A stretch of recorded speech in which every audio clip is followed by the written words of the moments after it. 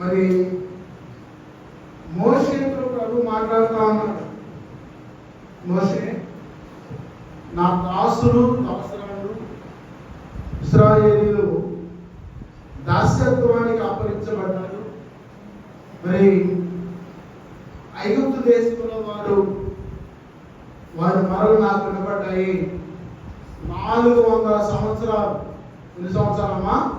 400 సంవత్సరాలు ఐగుప్తు దాస్యానికి అప్పగించబడి వారు మూలుగులు మొరలు ప్రభు చెంతకి చేరబడ్డప్పుడు ప్రభు మోషేని పిలిచి మాట్లాడాడు.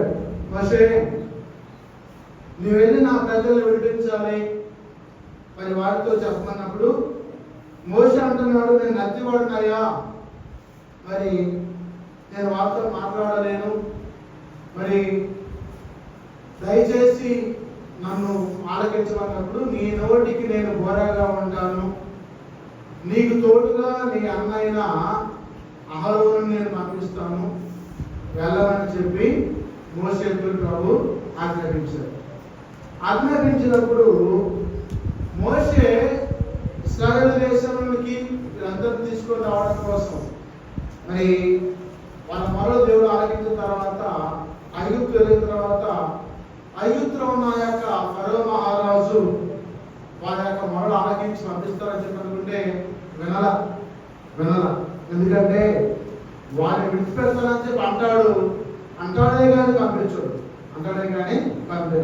ఫరో హృదయం కఠినమైపోతాం.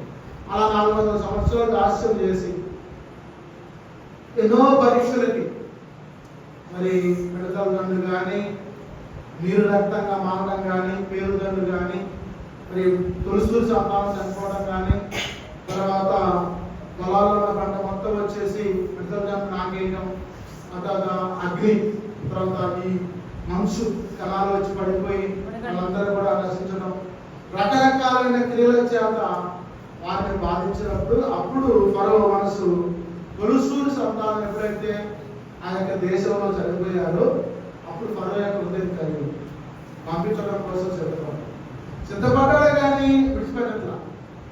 వారు ఎర్ర సముద్రం గారికి వచ్చినాక కానీ వాళ్ళ సైన్యంలో జరుగుతూనే ఉంటుంది, జరుగుతూనే ఉంది. సరే ప్రభు మాట్లాడి మోషే నీ చెయ్యి కథ చాపన్నప్పుడు మరి కథ చాపితే ఎర్ర సముద్రం 2 భాగాలుగా మారిపోయింది. మరి 6 నెలలు నడిచి తూర్పులు గాలి వచ్చి 6 నెలలు నడిచి వెళ్ళినప్పుడు అలా భరోసా పడింది. అన్నప్పుడు వారు